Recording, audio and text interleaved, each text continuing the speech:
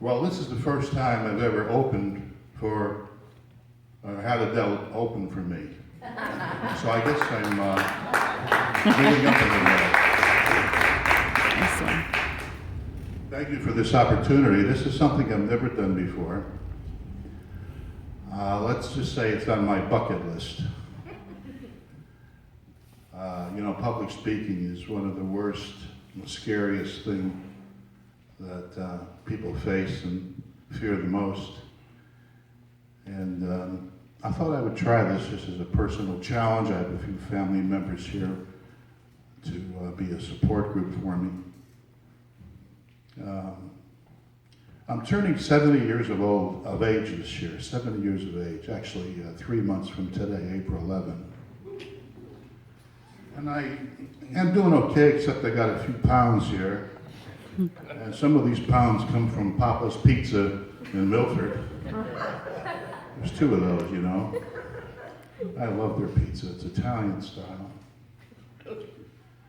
But at this age, I learned a lot. I think I'm wiser from over the years, but there's still some things that baffle me. And I thought I'd share a few observations and stories with you tonight. I think of all the places we go in our lives, one of the strangest relationships is the one we have with our dry cleaner. It's bizarre. We bring a shirt to the dry cleaner, we come back in a week, we pick it up, we bring it back again the following week, we pick it up again, and this goes on and on and on.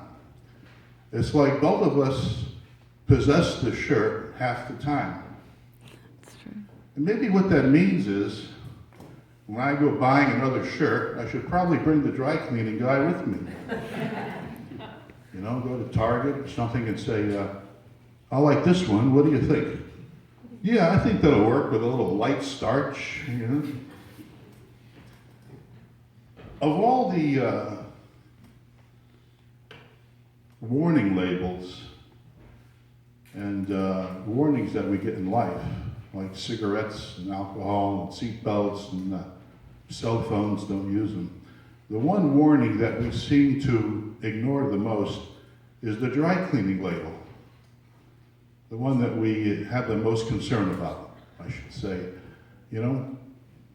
It's like you see somebody putting something of ours in a wash machine. Don't put that in the wash machine, that's the dry cleaning only, Are you crazy or what? But we'll still smoke the cigarettes and drink the booze and use the cell phone. It's crazy. I actually hate buying clothes or shopping for clothes. I hate picking out outfits in the morning before I go to work, something that matches out of my closet. And I'm thinking that maybe someday in the future, maybe we won't be so fashion conscious. And the reason I feel that way is, whenever I see a science fiction movie on TV or the movies, you ever notice the people in the future? They're usually all wearing the same outfit. Usually it's a nice, tight silver jumpsuit with maybe one stripe on it, a little V-neck, and they got silver boots on. So I'm thinking the people of the future must have figured this out, that this is a lot easier to go that route. So maybe what we should do is have an Earth outfit. Form a committee to pick out some styles and then vote on it. Have a walkway, get some models for the male and female, and have them walk down the walkway and demonstrate the outfit, twirl a little bit, and then, everybody just kind of applaud if they like it, then we go with that and solve the problem of what to wear all the time. Moisture ruins leather. So can someone tell me why cows are left out in the fields when it rains? Why aren't they going up to the farmhouse saying, let us in, it's raining, it's ruining my outfit, this is all I have to wear? That doesn't make sense to me. Now, I'm not sure, but I may have won a really great prize. I got this big envelope in the mail the other day. And it says, it appears that you might be a winner of one of the big prizes. I didn't even know I was in the contest. But on one side it says, you could be a winner. Open up this and find out, and I'm wondering, why aren't they more truthful about this? If you're not a winner, they should have something on the outside that says, you lose, you didn't win. Flip it over, you did terrible. And you open up the envelope and there's a note in there and it says, even we couldn't believe how terrible you did in this contest. But everybody still gets that big envelope from Publishing Clearinghouse. Now, if you've moved in with your parents, maybe some of the millennials here can relate to that, there's no way you can say honestly that you've got it made. You can't fake this. You can't say, well, I got a great job, making a lot of money, I got a nice car, a nice girlfriend, and if everything works out, I'm going to be moving back with my parents.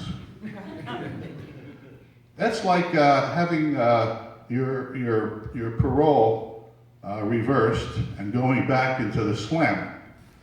By way of the investigation, we think that you need more rehabilitation. You got to move back with your parents. Something I've wondered, I've done a certain amount of flying over the years, commercial airlines. Are there keys for the airplane?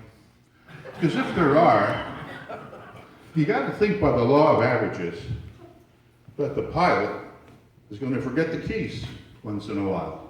You can just see they lie up there in the cockpit. Oh, Jesus. Oh, my God. I think I left the keys at the apartment again.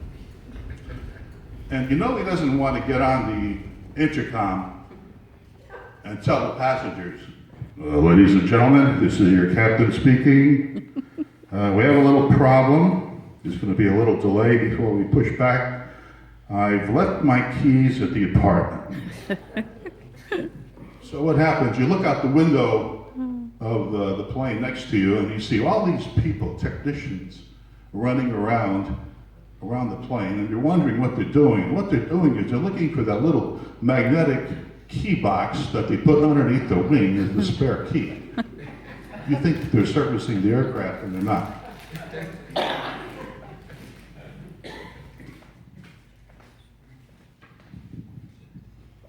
Well, I just painted my apartment again. I've been there for years. And every time I paint my apartment, I get a little sad because I know that the place is getting a little smaller. It might just be the thickness of the paint, but I can feel the walls kind of closing in on me, and it makes me sad. And I painted it so many times, it's hard to find a wall outlet sometime to plug stuff into. I look for a bulge on the side of the wall and two slots, like there's a bore that maybe came through from the other side, and see if that's where the outlet is. Whenever I watch the news, you see sometimes in the news they've arrested some crook. He could be a terrorist, some kind of maniac, and they're bringing him into the courthouse for, what do they call that word when you first come in? Arraignment. Arraignment, that's the word, thank you. And they're holding a newspaper in front of their face, or their hat, or something. And you say, well, what reputation is this person trying to protect? Are they so concerned that they have to hide their face from the TV, from the public? It's as if their boss could be watching on TV, Isn't that Johnson over there going into the courthouse? I don't think he's a good choice for the new branch manager in Cleveland. I can't think those people are up for those kind of jobs.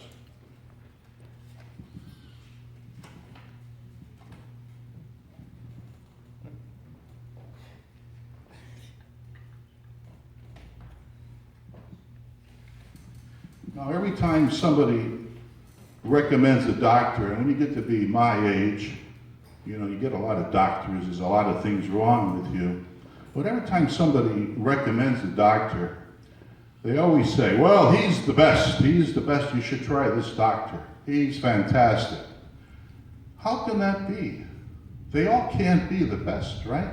There's got to be some doctors that finish at the bottom of their class in medical school. But you don't hear anybody say, he's the worst, he's terrible, he's a real butcher. If you go to him, you're just going to be worse off than you were before. And how come the doctors have to have all their plaques up on the wall, all their certificates? How come they're so insecure? You see, I really did go to med school. You see all those plaques on the wall? Very strange. Another thing that's strange, another observation, you go into a drugstore sometimes and the pharmacist is sitting up about 2.5 feet, or standing up behind a partition, and everybody else works at a lower level. Physicists, lawyers, we're all down here, but the pharmacist has to be elevated 2.5 feet up, and you're wondering, what's he doing that's so critical up there? Everybody stand back, get away, I'm counting pills over here. I would think the hardest part of that job is just typing those letters on the little label that goes on the bottom.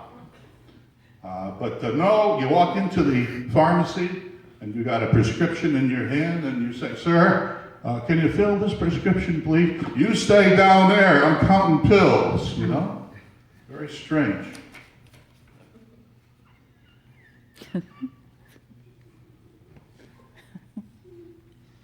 Now, I love it when you get your car back sometimes from some of the car repair places. Sometimes they give it back to you and they got one of those mats underneath the pedals, right?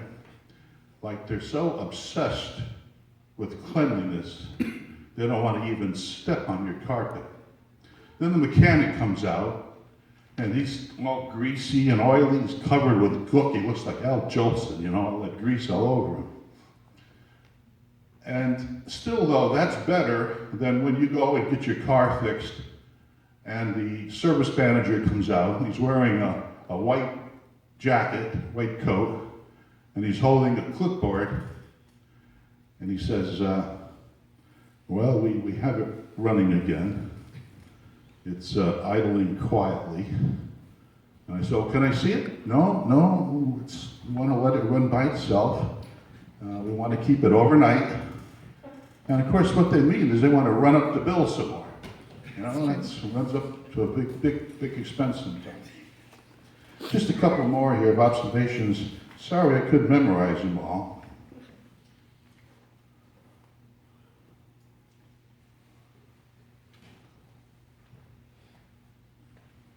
I think I did them all. You did memorize them. Is that about 10 or 11?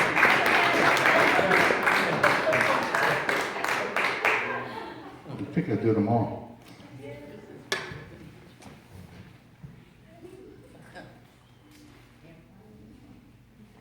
Yeah, I guess that's it. Sorry.